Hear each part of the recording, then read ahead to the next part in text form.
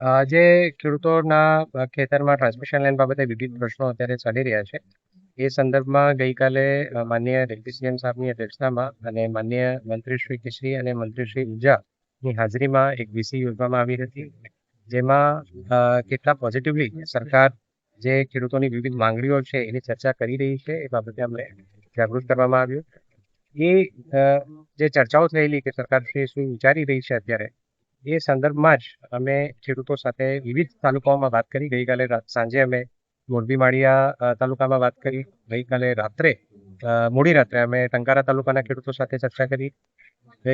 આજે સવારે અમે હળવદ તાલુકામાં અને અત્યારે વાંકાનેરમાં વિવિધ ખેડૂતના આગેવાનશ્રીઓ, વિવિધ ગામના સરપંચશ્રીઓ બધાને બોલાવ્યા હતા. સરકારશ્રી દ્વારા વિચારવામાં આવતી વિવિધ બાબતોમાં પણ એમને અવગત કરવામાં આવ્યું. કેવી રીતે વળતર બાબતે પણ સરકાર ખૂબ પોઝિટિવલી વિચારી રહી છે. જે વિવિધ અન્ય માંગણીઓ છે એ તમામ બાબતે પણ સરકાર કેટલી પોઝિટિવ છે એ ચર્ચા અમે આજે તમામ ખેડૂતના આગેવાનશ્રીઓ સાથે કરી છે. મીડિયા અને સોશિયલ મીડિયામાં આવતી તમામ પ્રકારની માહિતી સાચી હોતી નથી, એ બાબતે પણ અમે ખેડૂતશ્રીઓને આગેવાનશ્રીઓને અવગત કર્યા છે. અને જે ખરેખર જમીનની સ્થિતિ છે, જે ખરેખર ઇશ્યુઝ પણ આવે છે એ પણ અમે સમજ્યા છે. અને આ શુક્રવારે અમારી વિવિધ ટ્રાન્સમિશન લાઇનની કંપનીઓ સાથે બેઠક પણ છે, જેમાં અમે અને પોલીસ તંત્ર વતી એસપી છે, અમે પણ જે આ વિવિધ કંપનીઓ છે એમને સૂચના આપવાના છીએ અને એમને આ બાબતે ખેડૂતો પ્રત્યે એક સારું વલણ રાખીને કામગીરી કરવા માટે પણ અમે જણાવીએ છીએ. જે કંપની તરફથી વર્તન છે એ પણ સારું થાય એના માટે પણ અમે તમામ કંપનીઓને અગાઉ પણ કહેલું છે અને હજુ વધુ સત્તાઈથી આ બાબતે અમે સર, વાંકાનેર તાલુકાના કેટલા ગામ રિલેટેડ પ્રશ્નો છે? આમાં જે વિવિધ લાઈનો છે એમાં અલગ અલગ ગામોનો સમાવેશ થાય છે. કુલ આપણા વાંકાનેર તાલુકાથી લગભગ 3 લાઈનો પસાર થાય છે. આપણા જિલ્લામાંથી 9 જેટલી લાઈનો પસાર થાય છે, તેમાં વિવિધ ગામોનો સમાવેશ થાય છે.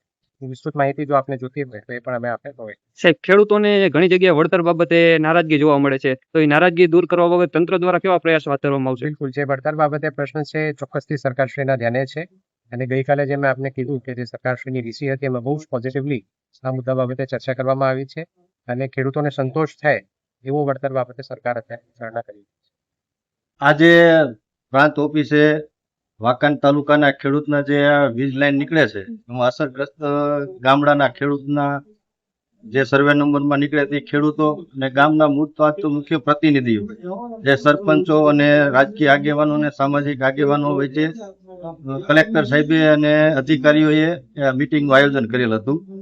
એમાં અત્યારે તો એવું લાગે છે કે અત્યારે આપણે જે જાહેર જેતપર ને આ બધી ઉહાપો હાલે છે, એટલે વાંકાનેરમાં કદાચ ટૂંક સમયમાં કામ ચાલુ કરવાના છે.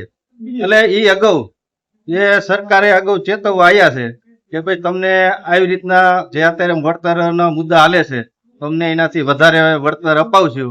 એટલે આવનારા દિવસોમાં કદાચ અહીંયા કામ ચાલુ થાય અને ખેડૂત ઉશ્કેરાય, તંત્ર ને ખેડૂત સામે ન આવે એના માટે કદાચ પૂર્વ આયોજનના ભાગરૂપે આવ્યા છે. પણ અત્યારે આ જોતા આજ એવું લાગે છે કે ખાલી વાતો અને ચર્ચા કરી લેખિતમાં કોઈ ઓર્ડર કે માંગણી કે કઈ આપવામાં નથી આવ્યું. માત્ર ને માત્ર ચર્ચાનો દોર ચાલુ રાખી અને જતા રહ્યા છે. હવે જોવી આવનારા દિવસોમાં ખેડૂતને કેવી રીતના લાભ આપે છે, નહીતર પછી જે જેતપાવાળી થઈ છે એ વાંકાનેરમાં થવાના પૂરેપૂરા શક્યતા છે. મારું નામ ઇરફાન હુસેન ચૌધરી, ગામ 85. હું ખેડૂત ખાતેદાર હું. આજે અમને સાહેબે બોલાયા હતા, જે આ કોરિડોર જે લાઈન આવે છે અદાણીની, તો અમને કાંઈ ઈ માયલું લાગ્યું નથી કે કાંઈ વળતર વધારે આપે દી કાંઈ. આ લોલીપોપ ફોટા આપવા માટે અહીંયા ખેડૂતને બોલાયા હતા, ધાક ધમકી જેવું લાગ્યું.